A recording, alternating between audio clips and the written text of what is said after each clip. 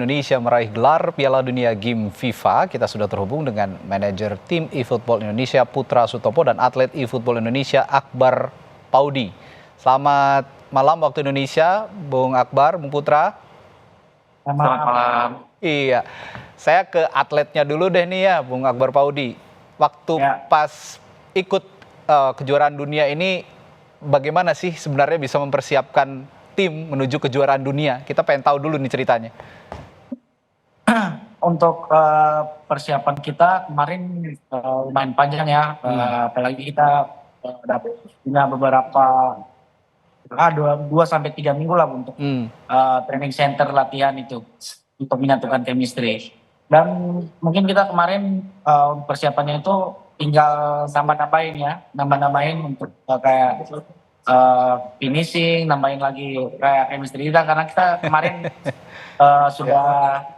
sudah sempat juara di AFC di Asian Cup di Qatar.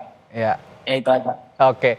Ini jujur ya, Akbar, saya juga gamer tapi gamer ecek-ecek nih, bukan yang serius kayak dirimu.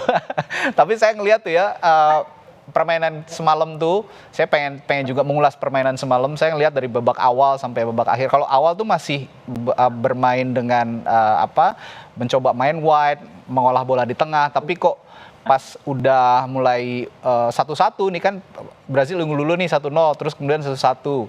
Ini kemudian banyak long ball sekarang mainnya pas menit-menit akhir. Itu kenapa tuh? Kalau untuk itu ya Mas, faktor di game itu emang kalau main beregu itu kebanyakan pasti bola-bola atas terus long ball. Oh gitu ya. Oke. Ya, yang momennya pasti lewat bola atas long ball. Oke, karena beregu ya, dan satu konsol itu dua joystick yang dipakai ya. Ya betul. Oke. Karena susah build up-nya, kalau kayak single 1v1 bisa lah build up. Oke. Kalau kayak main beregu gitu kayak susah. Ya, chemistry-nya juga harus kuat kalau memang mau main tiki taka misalnya kayak gitu ya. Makanya yang paling aman adalah long ball. Oke, baik. Ini yang baru saya ngerti sebagai gamer juga. Wah, kenapa mainnya long ball nih begitu tadi malam. Oke, saya ke Bung Putra. Bung Putra, ini kesiapan kejuaraan dunia tadi sudah dijelaskan juga oleh Akbar begitu. Kalau sekarang dengan titik bahwa Indonesia sudah juara dunia, apa langkah selanjutnya kira-kira yang ingin dioptimalkan lagi? Sebenarnya yang selalu saya terapkan ke pemain-pemain bahwa apapun hasil yang kita raih itu kita harus cepat-cepat riset, Mas. Kita nggak boleh terlena dengan misalkan kayak kemarin di AFC Asian Cup kita juara, kita nggak terlalu terlena sama juaranya, kita riset. Dan sama halnya kayak sekarang juga juara dunia, kita juga riset, Mas.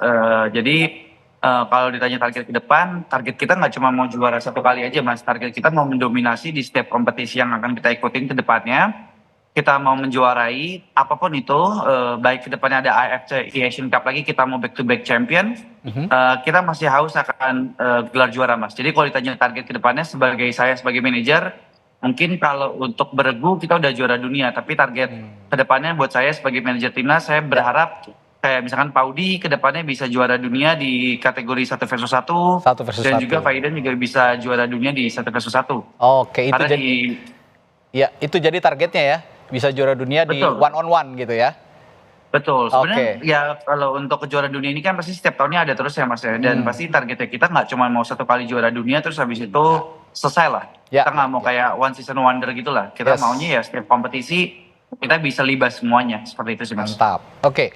Jadi kalau pertanyaan selanjutnya, apa bedanya game konsol yang biasa dimainkan dengan game konsol yang tadi malam menjadi juara dunia? Yaitu ya, ada game konsol yang one on one, ada yang juga beregu begitu ya, Bung Putra ya, kalau bisa dijelaskan? Betul Mas. Oke, nah ini juga banyak mungkin pemirsa di Kompas TV juga yang belum paham sebenarnya. Kita jelasin dulu bahwa yang semalam itu adalah beregu, tapi untuk Indonesia target ke depannya ada juga yang one on one. Nah, itu yang bisa dicanangkan targetnya untuk jadi juara dunia. Tapi kalau ngomongin taktik, Bung Putra, taktik hingga gaya permainan, apakah selalu sama di setiap pertandingan kalau untuk beregu?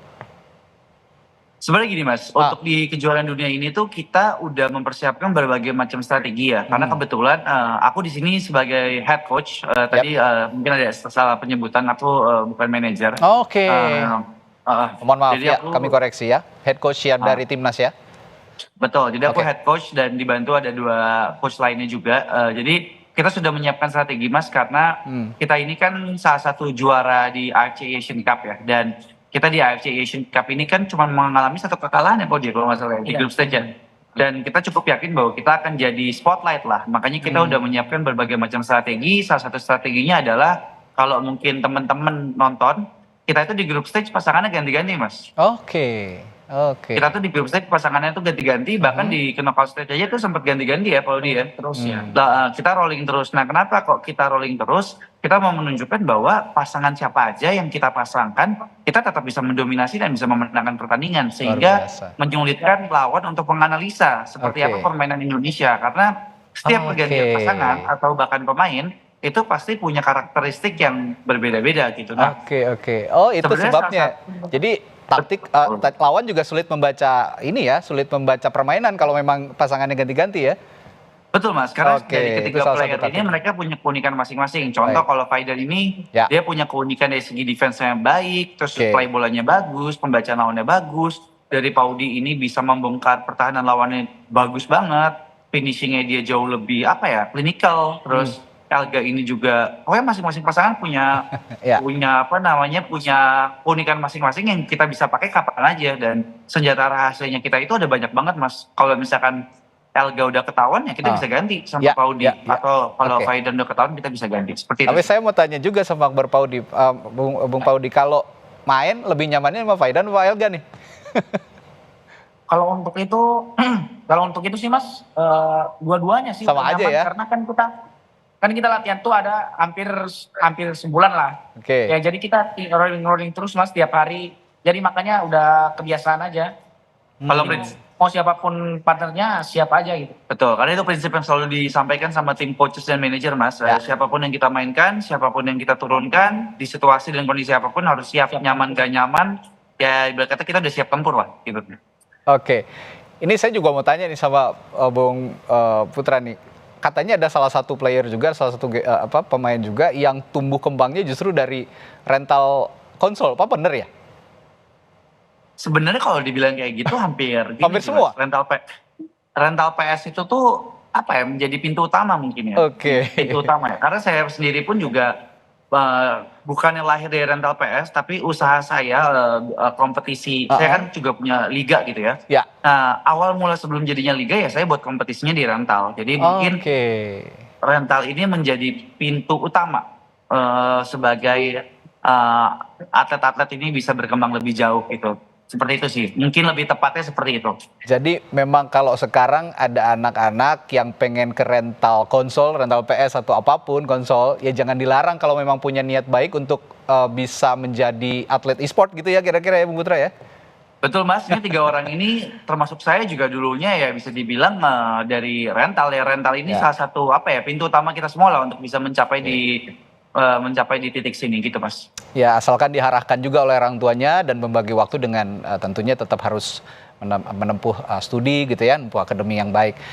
Kalau Bung Paudi sendiri sehari-hari selain memang atlet e-sport, ada aktivitas lain nggak? Kalau untuk saya pribadi ya saya sekarang saya mahasiswa sekarang di Oke. universitas yang ada di kampus saya di Gorontalo. Ya alhamdulillah masih lanjut. Ya insya Allah mungkin tahun depan lah udah selesai. Mantap. Tapi kampus juga pada ngedukung semua ya, orang tua, kampus, lingkungan semua Ya. ngedukung ya? Alhamdulillah kalau orang tua, Alhamdulillah. tapi kalau awal-awal dimarahin. Awal-awal dimarahin, tapi sekarang udah didukung ya. Ya udah juara dunia Ya, mau ngomong apa lagi sekarang? Udah targetnya udah tercapai. Nah, itu tadi ada target bahwa nanti setelah juara dunia bergu ada juara dunia one on one tadi Bung Putra bilang. Kalau untuk merengkuh target itu yang dipupuk dari sekarang untuk one on one apa nih Bung Putra? Sebenarnya gini Mas, Indonesia itu juga udah juara dunia Mas, 1 lawan 1 di tahun Oh, gitu? 2022. Oh, itu Elga. banyak yang Itu belum juga tahu udah ini. Juara dunia. Oke. Betul. Cuman saya sebagai head coach ada atlet-atlet saya yang bisa dibilang puzzle-nya kurang lengkap lah Mas. Ibarat kata Oke. seperti itu. Kalau kayak Faidan kan mostly achievement-nya udah mulai lengkap nih Mas. Ya. Cuman ada 1 title aja kejuaraan dunia yang belum lengkap dan kemarin baru di-achieve-in. Cuman dia belum sempet juara 1 versus 1 sama Paudi juga belum. Jadi Faidan dan Paudi ini cuman kurang puzzle terakhirnya itu juara dunia 1 versus 1, dan target saya kedepannya terdekat untuk 2 atlet ini semoga mereka bisa juara 1 dunia sih Mas untuk di 1 versus 1-nya. Oke, terakhir untuk Paudi ada yang ingin disampaikan buat semua fans bola di Indonesia, semua juga gamer yang ada di Indonesia, silakan. Untuk itu saya mengucapkan kepada seluruh jajaran yang sudah mengurus kita bertiga, dari head coach, dari coach analis, dari manajer yang sudah urus kita dari pas training center kemarin, khususnya untuk PSSI ya, yang kita bertiga terima kasih banyak sudah memfasilitasi kita selama hampir 1 bulan lah untuk persiapan kejuaraan dunia ini, dan alhamdulillah kita mendapatkan hasil yang sangat maksimal di tahun ini. Oke, sukses terus ya buat Timnas eFootball Indonesia. Amin. Terima kasih juga waktunya untuk Head Coach Timnas eFootball Indonesia Putra Sutopo dan atlet eFootball kita dari Indonesia Akbar Paudi yang sudah membanggakan nama Indonesia di kancah dunia. Terima kasih, sampai bertemu lagi, sehat selalu. Salam sehat.